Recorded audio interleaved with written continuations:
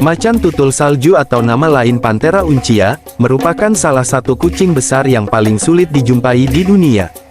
Mereka telah lama menjadi simbol keindahan alam liar dan misteri karena keberadaannya yang sulit ditangkap baik oleh pandangan maupun kamera.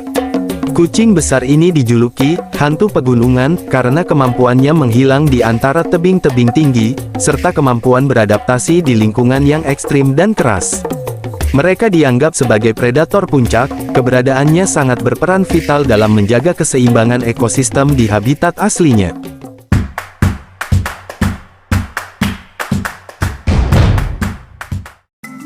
Macan tutul salju tersebar di daerah pegunungan Asia Tengah, mencakup 12 negara, antara lain Nepal, Bhutan, India, China, Mongolia, Pakistan, dan Afghanistan.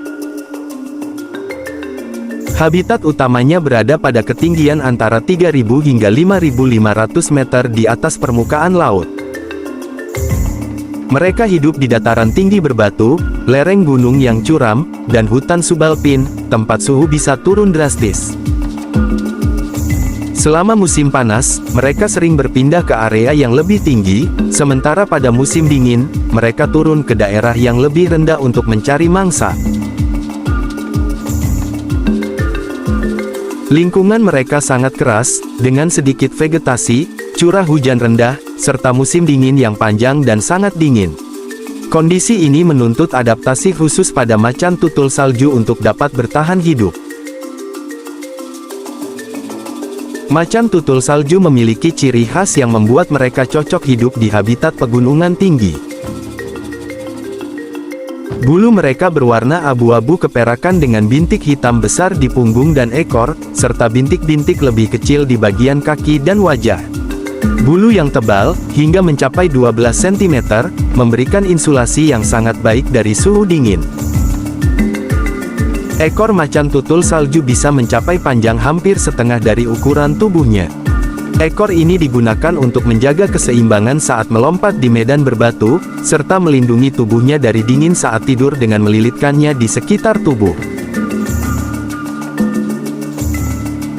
Cakar mereka besar dan lebar, menyerupai sepatu salju, memungkinkan mereka berjalan di atas salju tanpa tenggelam. Selain itu, bantalan di bawah cakar juga berbulu, memberikan kehangatan tambahan. Mereka memiliki hidung besar dengan rongga yang luas, berfungsi memanaskan udara dingin sebelum masuk ke paru-paru, yang sangat penting di dataran tinggi yang memiliki udara tipis dan dingin. Tubuh mereka sangat fleksibel dan otot-otot kaki yang kuat memungkinkan mereka melompat hingga 15 meter, yang diperlukan untuk berburu mangsa di medan terjal.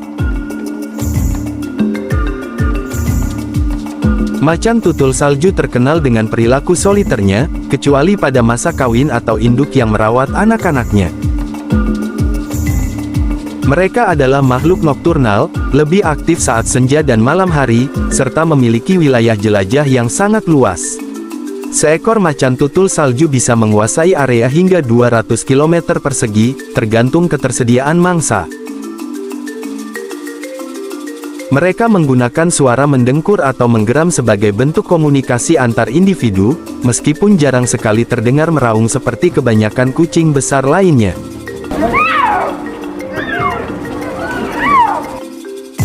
Hal ini disebabkan oleh struktur anatomi khusus di tenggorokan mereka yang berbeda dari spesies kucing besar lainnya. Selain itu, macan tutul salju juga dikenal sebagai predator yang sangat sabar. Mereka dapat berdiam diri selama berjam-jam untuk mengintai mangsa sebelum melancarkan serangan kilat. Musim kawin macan tutul salju biasanya terjadi antara Januari hingga Maret. Selama masa ini, mereka akan sering saling bertemu untuk kawin. Masa kehamilan berlangsung sekitar 90-100 hari, dan betina akan melahirkan 1 hingga 5 anak di gua atau celah batu yang tersembunyi, yang dilapisi dengan bulu induknya agar hangat. Anak macan tutul salju lahir buta dan sangat bergantung pada induknya selama beberapa bulan pertama. Mata mereka akan terbuka dalam waktu sekitar 7-9 hari, dan mereka mulai keluar dari sarang sekitar usia 2 bulan. Anak-anak akan tinggal bersama induknya hingga usia 18-22 bulan sebelum berpisah untuk mencari wilayah mereka sendiri. Macan tutul salju adalah karnivora, dan diet mereka terdiri dari berbagai hewan yang tinggal di pegunungan tinggi. Mangsa utama mereka adalah kambing liar, seperti baral atau domba biru dan ibex, yang hidup di dataran tinggi berbatu. Selain itu, mereka juga berburu hewan yang lebih kecil seperti marmot, pika, kelinci, burung, serta hewan ternak saat sumber makanan alami mereka langka. Macan tutul salju memiliki kemampuan untuk memangsa hewan yang ukurannya lebih besar dari dirinya sendiri, berkat kekuatan rahang dan giginya. Mereka sering menyerang mangsa dari atas atau dari balik batu, memanfaatkan lingkungan untuk mendekati mangsa dengan lebih mudah.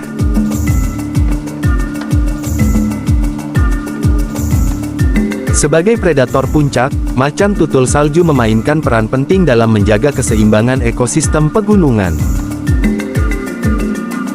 Mereka membantu mengontrol populasi herbivora, seperti domba biru dan ibex, yang jika populasinya tidak terkendali dapat merusak vegetasi lokal. Dengan menjaga populasi herbivora tetap stabil, mereka mendukung kesehatan ekosistem dan mencegah kerusakan habitat yang diakibatkan oleh overgrazing. Selain itu, macan tutul salju juga berperan penting dalam budaya lokal di banyak daerah tempat mereka tinggal. Di beberapa daerah, mereka dianggap hewan spiritual yang membawa keberuntungan, meskipun di sisi lain, konflik dengan manusia sering terjadi karena mereka memangsa ternak. Macan tutul salju dikategorikan sebagai vulnerable, rentan oleh International Union for Conservation of Nature (IUCN), dengan populasi liar diperkirakan antara 4.000 hingga 7.500 individu. Ancaman utama terhadap mereka adalah perburuan liar untuk bulu dan bagian tubuh, hilangnya habitat akibat perubahan iklim, serta konflik dengan peternak lokal.